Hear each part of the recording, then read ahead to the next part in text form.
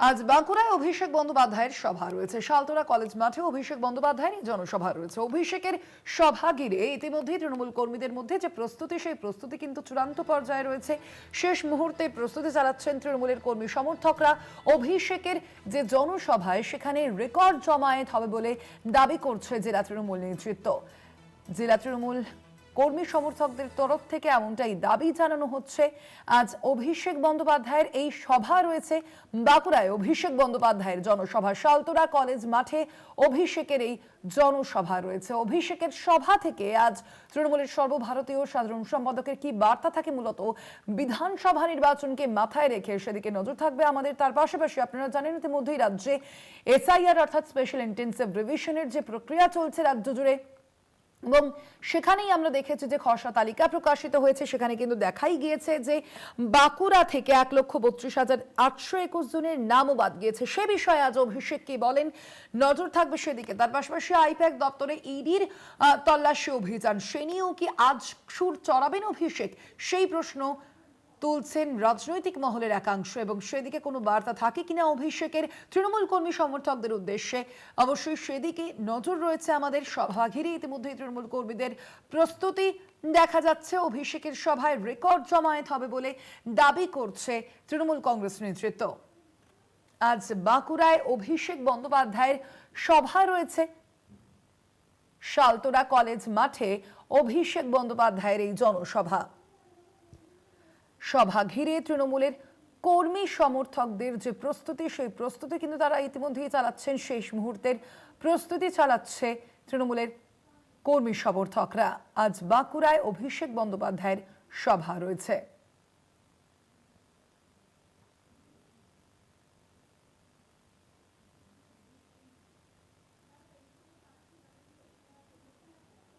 আজ অভিষেক বন্দ্যোপাধ্যায়ের কি বার্তা থাকে তৃণমূল কর্মী সমর্থকদের উদ্দেশ্যে, অবশ্যই সেদিকে তো নজর রয়েছেই সব মহলের।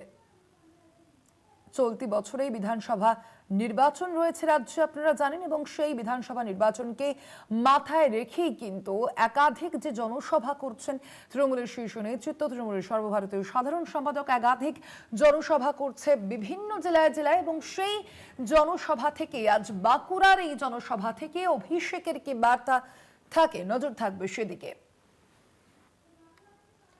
কথা বলবো আমরা এ বিষয়ে। আমাদের সঙ্গে সরাসরি বাঁকুড়ার সভাস্থল থেকে রয়েছেন প্রতিনিধি স্বরূপ গঙ্গোপাধ্যায়। স্বরূপ, আজ বাঁকুড়াকে উদ্দেশ্য করে মূলত বিধানসভা নির্বাচনের জন্য কি বার্তা থাকতে পারে অভিষেকের মুখে?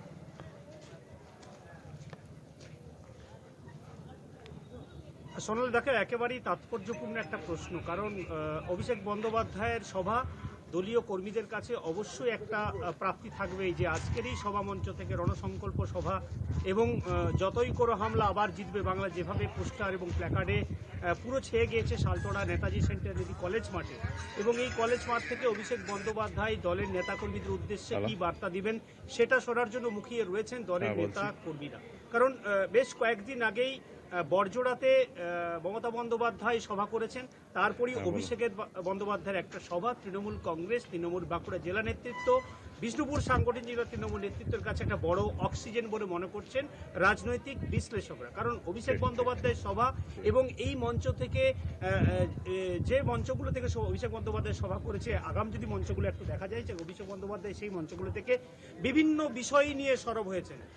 কোথাও কোথাও দেখা গেছে যে পরিযায়ী শ্রমিকদের উপর হামলা হয়েছে বিজেপি শাসিত রাজ্যে, সেইখানে পরিযায়ী শ্রমিকদেরকে র্যাম্পে হাঁটিয়ে অভিষেক বন্দ্যোপাধ্যায় একটা বার্তা দিতে চেয়েছেন।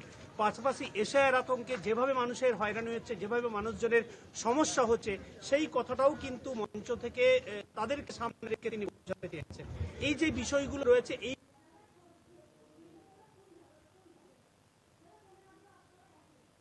যে মঞ্চ রয়েছে, এই মঞ্চ থেকে অভিষেক বন্দ্যোপাধ্যায়ের ওই মঞ্চ থেকে যোগদানের বিষয় রয়েছে, এমনটাও কিন্তু জানতে পারা যাচ্ছে। দেখো, যোগদানের বিষয় যেহেতু রয়েছে, আমরা তৃণমূল সূত্রে জানতে পেরেছি যে এখানে যোগদান তৃণমূল কংগ্রেসের এই মঞ্চ থেকে তৃণমূল কংগ্রেসের যে অভিষেক বন্দ্যোপাধ্যায়ের এই মঞ্চ থেকে যোগদান করার একটা বিষয় রয়েছে, এমনটাও কিন্তু জানতে পারা যাচ্ছে। তবে কারা যোগদান করবেন সেই বিষয়টা কিন্তু এখনো যোগদান করবেন সেই বিষয়টা কিন্তু এখনো খোলসা করে পরিষ্কার করেনি তৃণমূল নেতৃত্ব।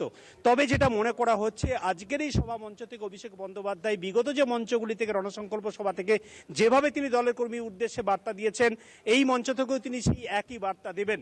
কারণ চলতি বছরেই বিধানসভা নির্বাচন, আর সেই বিধানসভা নির্বাচনের আগে অভিষেক বন্দ্যোপাধ্যায়কে আসরে নামিয়ে মূলত বাঁকুড়া বিধানসভা, বাঁকুড়া জেলায় যে 12টি বিধানসভা রয়েছে সেই 12টি বিধানসভা তৃণমূলের ঝুলিতে রাখার একটা প্রচেষ্টা, এটা কিন্তু পরিষ্কার। সরবাজ তৃণমূল কর্মী সমর্থকরা যারা এসে পৌঁছেছেন ইতিমধ্যেই, তাদের সঙ্গে যদি একটু কথা বলা যায়।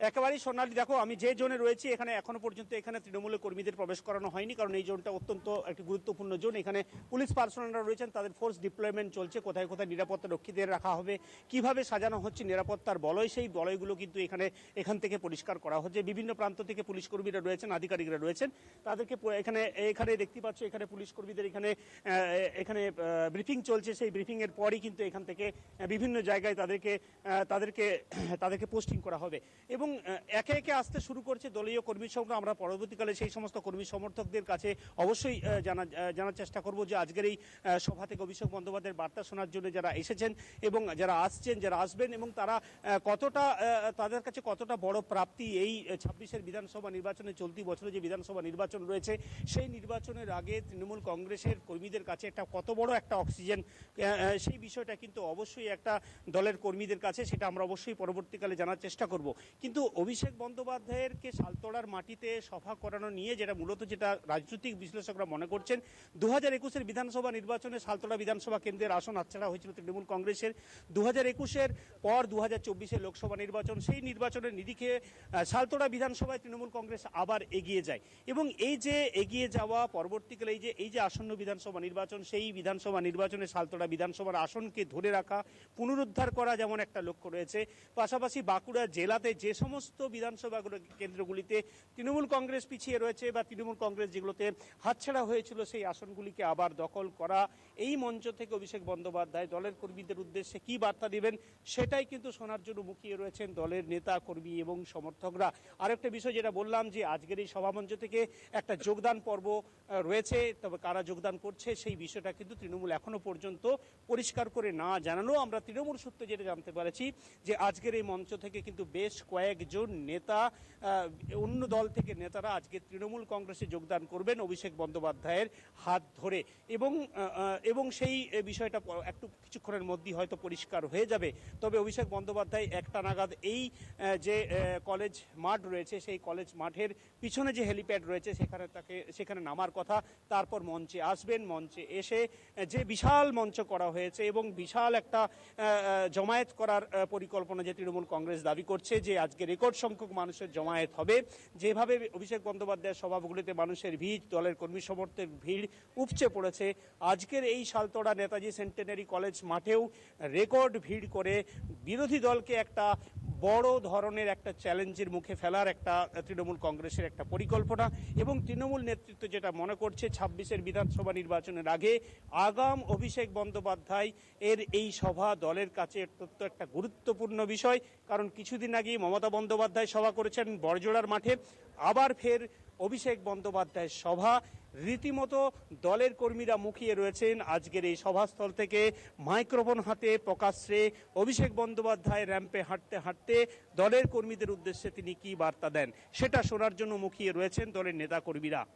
একেবারে আপাতত ধন্যবাদ তোমায়। আমরা কথা বলছিলাম, আমাদের সঙ্গে সরাসরি ছিলেন প্রতিনিধি স্বরূপ গঙ্গোপাধ্যায়।